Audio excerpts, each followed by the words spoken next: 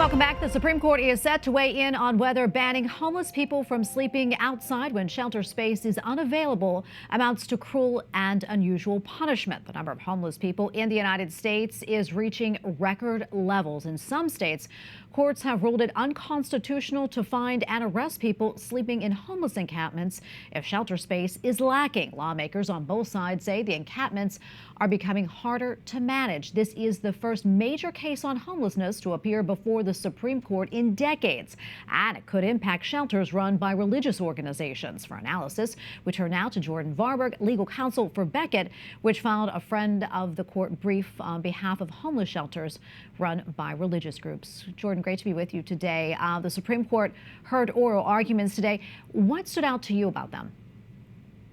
Yeah, so it was interesting. Obviously, the case focuses on the core Eighth Amendment issue that you described, whether a city can punish homeless persons for camping outdoors, even when there's no available religious or regular shelter beds available. But in the course of analyzing, that issue, the Ninth Circuit in this case refused to consider whether there were beds available in religious homeless shelters. And for the reasons that my firm described in our brief, we think that line of reasoning relied on a discredited legal test called the Lemon test. And so that test has been used really to exclude and marginalize religious persons and religious ideas from the public square. And so the arguments today focus primarily on the core Eighth Amendment issues, but it was noteworthy that several of the justices talked about the religious homeless shelter at issue in this case.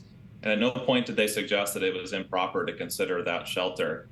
And so we're very hopeful that the court is going to reaffirm once again that the Lemon test I described is not good law, and that courts, when they consider the relationship between government and religion, need to look at history and tradition in this country. And Jordan, tell us more about, how this could impact religious organizations. I understand the Ninth Circuit, in its ruling, refused to include homeless shelters run by faith-based groups in its counting of beds available to the needy. Yeah, the good news is religious homeless shelters can continue to do their good work across the country. But we want to make sure the Supreme Court clarifies is that when we analyze, whether there are shelter beds available, that religious shelters are not discounted in the way that the Ninth Circuit did in this case. And when can we expect a ruling on this? And also, how far-reaching could this ruling be? Yeah, the decision, at least on the Establishment Clause issues that we've been discussing, could be quite broad. The good news is the Supreme Court has already once, as recently as 2022, said that it no longer follows the Lemon test. And so we really hope the court is going to reaffirm that.